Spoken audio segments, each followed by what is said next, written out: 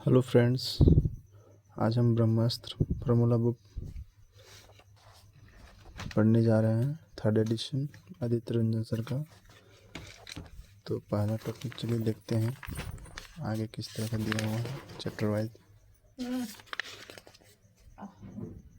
ज्योमेट्रिस दिया हुआ है पहला चैप्टर, द्विमीमीय क्षेत्रमिति। तो देख सकते हैं एडवांस मैथ, अंकगणित, इसके बाद बस। तो आज हम ज्योमेट्री से स्टार्ट करने वाले हैं। तो चलिए दोस्तों देखते हैं ज्योमेट्री, जिसे हम जियोमेट्री बोलते हैं। ज्योमेट्री रेखाएं और कोण, त्रिभुज, चतुर्भुज, बहुभुज, वृत्त,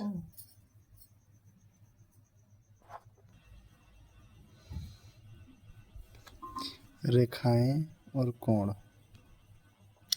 बिंदु, एक बिंदु शून्य त्रिज्या का एक वृत्त होता है जो एक स्थान निर्धारित करता है।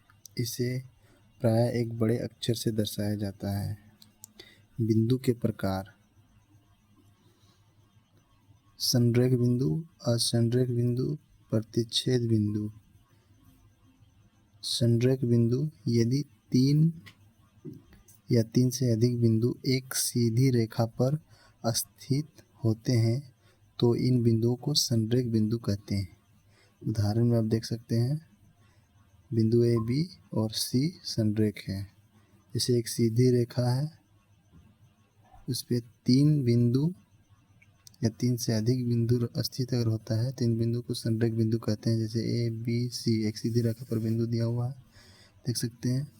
उसके बाद आगे चलते हैं। असंरेख बिंदु: यदि तीन या तीन से अधिक बिंदु एक सीधी रेखा पर स्थित नहीं होते हैं तो इन बिंदुओं को असंरेख बिंदु कहते हैं। क्या बोल रहा है? यदि तीन या तीन से अधिक बिंदु एक सीधी रेखा पर स्थित नहीं होता, मतलब तीन बिंदु एक सीधी रेखा पर नहीं है, तो इन बिंदुओं को असंरेख बिंदु कहते हैं। उसके बाद अगला टॉपिक है प्रतिच्छेदी बिंदु। जब दो या दो से अधिक रेखाएं एक उभयनिष्ठ बिंदु पर एक दूसरे को काटती हैं या मिलती हैं तो उस बिंदु को प्रतिच्छेदी बिंदु कहते हैं।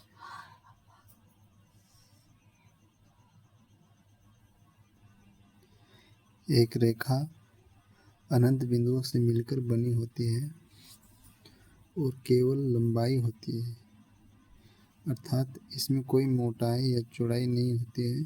एक रेखा अंतहीन होती है, इसलिए इसे दोनों दिशाओं में बढ़ाया जा सकता है। रेखाएं: एक रेखाखंड के दो अंत बिंदु होते हैं।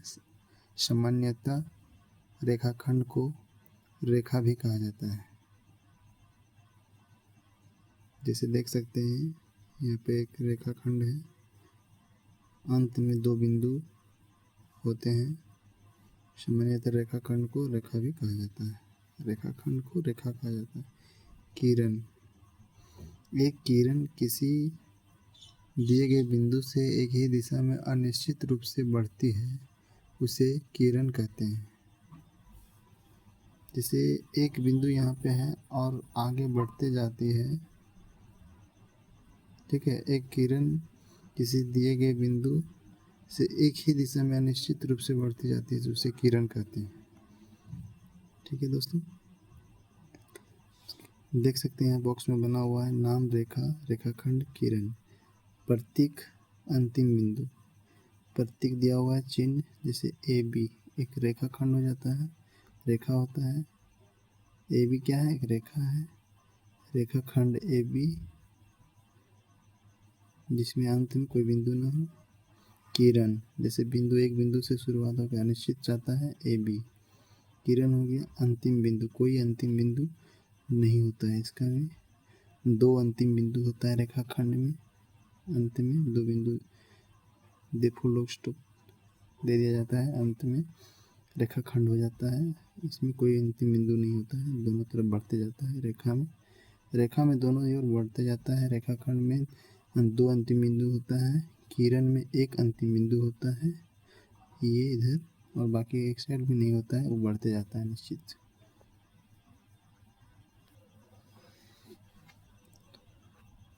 रेखाओं के प्रकार। सीधी रेखा, एक रेखा जो किसी भी बिंदु पर अपनी दिशा नहीं बदलती। एक रेखा जो किसी भी बिंदु पर अपनी दिशा नहीं बदलती है उसे सीधी रेखा कहते हैं। जैसे कि एक सीधी रेखा सीधा एकदम जा रहा है कि नहीं, थोड़ा सा भी इधर उधर नहीं घस हो, अपनी सीधी रेखा में ही बढ़ते चला जाए, ठीक है, अपना दिशा नहीं बदलता है, उसे सीधी रेखा कहते हैं। और वक्र रेखा जैसे टेढ़ा मेढ़ा, जैसे देख सकते हैं यहाँ पे चित्र में दिखा हुआ है, दर्शाया गया है। एक रेखा जो अपनी दिशा बदलती है उसे वक्र रेखा कहते हैं। एक प्रतिच्छेदी रेखाएं, यदि 2 या 2 से अधिक रेखाएं एक दूसरे को काटती हैं तो उन्हें प्रतिच्छेदी रेखाएं कहते हैं। चित्र में ए बी और सी डी प्रतिच्छेदी रेखाएं हैं। 2 रेखाएं अधिकतम एक बिंदु पर प्रतिच्छेद कर सकती है। प्रतिच्छेदी है एक दूसरे को इंटरसेक्टिंग लाइन, जैसे यहाँ प्रतिच्छेद हो रहा है, मिल रहा है, ठीक है,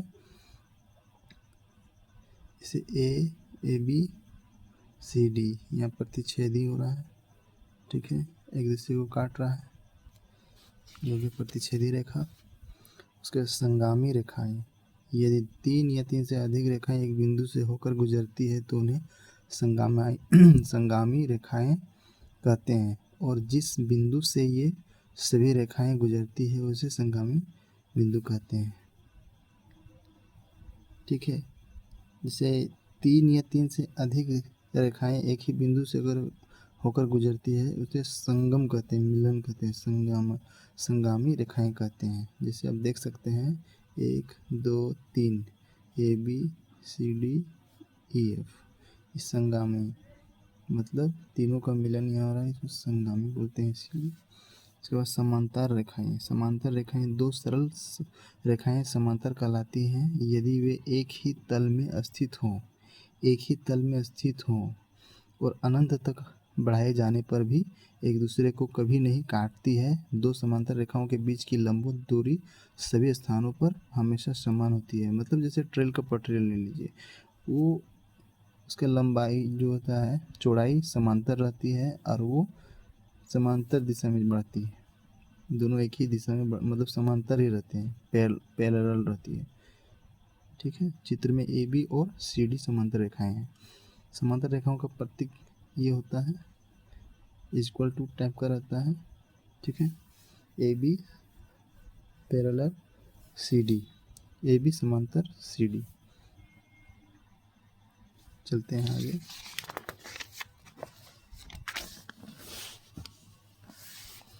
लंबवत रेखाएं, यदि 2 रेखाएं एक दूसरे को समकोण पर काटती हैं, 2 रेखाएं एक दूसरे को समकोण पर काटती है, 90 डिग्री पर काटती है तो उन्हें लंबवत रेखाएं कहते हैं। निम्नलिखित चित्र में ए बी और सी डी लंबवत रेखाएं हैं। जैसे देखिए यहाँ पे देख सकते हैं एक 90 डिग्री पर काट रही है, ये सीधी है, ए बी सीधा है, ये 90 डिग्री बन रहा है, ए बी, ठीक है। तो ए बी एक रेखा है, सी डी लंबवत रेखा है, लंबवत रेखा सी डी 90 डिग्री का रेखाखंड बन रहा है। इसका सांकेतिक निरूपण ए बी लंबवत है सी डी पर, ए बी लंबवत है सी डी पर, ठीक है, के रूप में किया जाता है।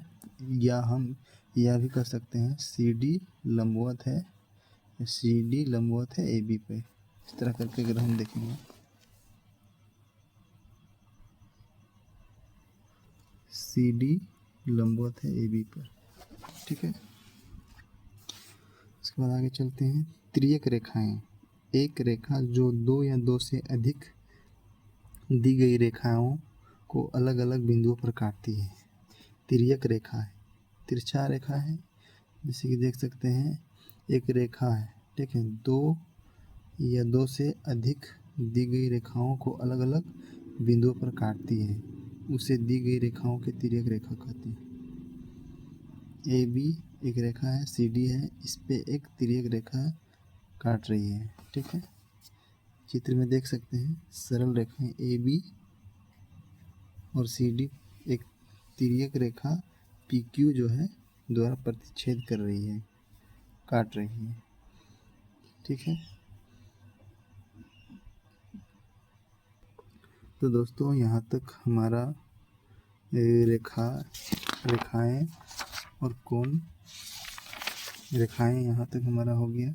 ठीक है, और आगे हम लोग चलते हैं, कोण पढ़ते हैं। कोण दिया हुआ है, रेखाएं, लाइन जो दिया हुआ था, लाइन के बारे में हम लोग देख लिए। उसके बाद कोण आगे दिया हुआ है। ठीक है, कोण के बारे में चलते हैं, पढ़ते हैं, देखते हैं। एक कोण दो संरेख असंरेख, एक कोण दो संरेख असंरेख एक कोण दो असंरेख रेखाओं का मिलन होता है जिनका एक उभयनिष्ठ प्रारंभिक बिंदु होता है। कोण बनाने वाली दोनों रेखाओं को कोण की भुजाएं कहते हैं और उभयनिष्ठ प्रारंभिक बिंदु को कोण का शीर्ष कहते हैं। कोण ए ओ बी को ए ओ बी से दर्शाया जाता है। यह रेखा ओ ए और ओ बी से बनता है और बिंदु ओ कोण का शीर्ष होता है। देख सकते हैं दोस्तों, जैसे कि एक कोण दिया हुआ है यहाँ पे। ठीक है, ए ओ बी। ठीक है, ओ ए ओ और ओ बी से बनता है और ओ कोण का शीर्ष होता है। कोण का क्या होता है? शीर्ष होता है ओ। यहीं से लाइन जाती है और इधर ही लाइन जाती है। ठीक है, आगे चलते हैं, देखते हैं, समझते हैं। कुछ इस प्रकार दिया हुआ है, कोणों के प्रकार। ठीक है, एंगल के प्रकार दिया हुआ, टाइप्स ऑफ एंगल। न्यून कोण, समकोण, अधिक कोण, ऋजु कोण, प्रतिवर्ती कोण और पूर्ण कोण। आगे हम लोग समझते हैं। न्यून कोण क्यूट एंगल, ट्रायंगल बोलते हैं, क्यूट एंगल होता है, सॉरी, न्यून कोण क्यूट एंगल बोलते हैं इसको। यदि किसी कोण का माप 90 डिग्री से कम होता है, यदि किसी कोण का माप 90 डिग्री होता है, सीधी रेखा होता है, इसी ओबी पे लंबवत होता है, लंबी। ठीक है, 90 डिग्री नहीं है, 90 डिग्री इतना रहता है, 90 डिग्री से कम है, तो इसलिए 90 डिग्री से कम होती है तो वह एक न्यून कोण होता है। जैसे कि यहाँ देख सकते हैं, ये 0 डिग्री है। ठीक है, 0 डिग्री से थीटा क्या है? बड़ा है।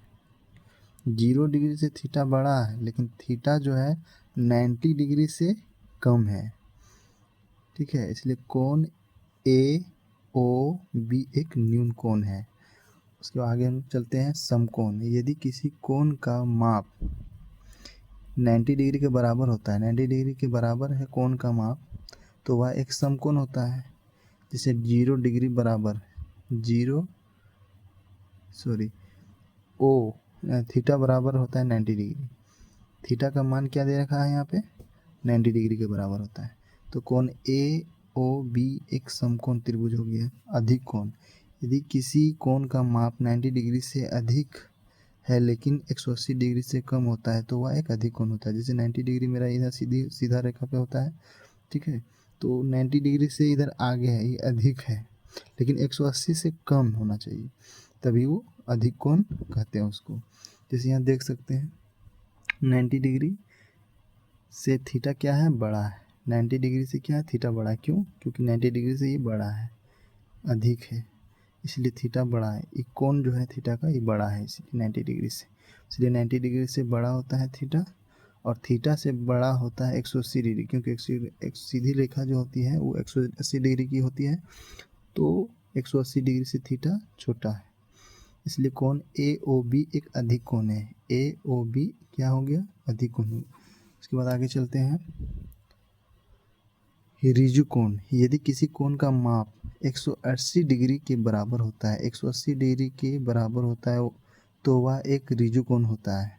देखिए, एक सीधी रेखा है यहाँ पे, ये कितने का है, यहाँ से यहाँ 90, यहाँ से यहाँ 90, 90 90 कितना हो गया 90 90 180 डिग्री। ठीक है, तो एक थीटा जो है 80 डिग्री 180 डिग्री के बराबर हो गया। ठीक है, थीटा बराबर 180 डिग्री बराबर हो गया। इसलिए कोण ए ओ बी क्या है, एक रिजु कोण है। हम लोग क्या देखें यहाँ पे, न्यून कोण हो गया, समकोण हो गया, अधिक कोण हो गया, 180 डिग्री हो गया। 180 डिग्री को ही हम लोग बोलते हैं रिजु कोण। उसके बाद आगे चलते हैं प्रतिवर्ती कोण। यदि किसी कोण का माप 180 डिग्री से अधिक है लेकिन 360 डिग्री से कम होता है तो वह एक प्रतिवर्ती कोण होता है। जैसे कि देख सकते हैं चित्र में यहाँ पे हम लोग, जैसे एक सीधी रेखा 90 डिग्री और ये इधर आ गया 90 से भी ज़्यादा हो गया, इधर यहाँ तक 90 और इधर 90 होता है। तो मतलब 180 डिग्री से अधिक होती है लेकिन 360 डिग्री से कम होता है थीटा का मान। ठीक है, तो ए ओ बी एक प्रतिवर्ती कोण होता है। ठीक है, पूर्ण कोण, यदि किसी कोण का माप 360 डिग्री है तो वह एक पूर्ण कोण होता है। 360 डिग्री, यहाँ से यहाँ 180, यहाँ से यहाँ 180, 180 180 360 डिग्री, तो ये पूर्ण कोण हो गया। पूर्ण कोण का मान माप 360 डिग्री होता है तो वह एक पूर्ण कोण हो जाता है। ठीक है, ये हम लोग कोण के प्रकार हम लोग देख लिए यहाँ से यहाँ तक। और कोण के युग में आगे दिया हुआ है कोण के युग्म, आसन कोण, रैखिक कोण और पूरक कोण, एक संपूरक कोण। देख सकते हैं दोस्त, आसन कोण, दो कोणों को आसन कोण कहा जाता है यदि उनका शीर्ष एक ही होता है। ठीक है, क्या बोल रहा है, यदि उनका शीर्ष एक ही होता है, जैसे कि ये शीर्ष हो गया, इसका शीर्ष एक ही है। ठीक है, उनकी एक उभयनिष्ठ भुजा होता है। ठीक है, असामान्य भुजाएं उभयनिष्ठ भुजाएं भुजा के दोनों ओर होती हैं। असामान्य भुजा के दोनों ओर होती है, जैसे कि देख सकते हैं इस आकृति में ए ओ सी और बी ओ सी का उभयनिष्ठ शीर्ष क्या है, ओ है। साथ ही उनकी एक उभयनिष्ठ भुजा ओ सी भी है और अलग अलग भुजाएं ओ ए और ओ बी और उभयनिष्ठ भुजा ओ सी के दोनों ओर स्थित है। रैखिक कोण युग्म, दोनों आसन कोणों के रैखिक कोण युग्म कहा जाता है यदि उनका गैर उभयनिष्ठ भुजाएं दो विपरीत रेखाएं हैं। ठीक है, जैसे देख सकते हैं यहाँ पे चित्र में ओ ए और ओ बी विपरीत हैं। ठीक है, एक दूसरे के ए ओ सी और बी ओ सी आसन कोण है। ठीक है, इसलिए ए ओ सी और बी ओ सी एक रैखिक युग्म बनाते हैं। यदि एक रेखा किसी दूसरी रेखा पर खड़ी होती है, दूसरी रेखा पर खड़ी होती है तो इस प्रकार बने आसन कोणों का योग 180 डिग्री होती है। ठीक है, तो 180 डिग्री, 120 इधर है तो इधर कितना होना चाहिए, 160 होना चाहिए, तो मिलाकर कितना हो गया, 180 डिग्री हो गया। ठीक है, चलिए देखते हैं आगे।